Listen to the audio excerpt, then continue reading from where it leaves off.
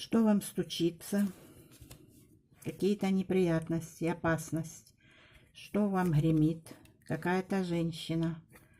Что вас удивит вас удивит?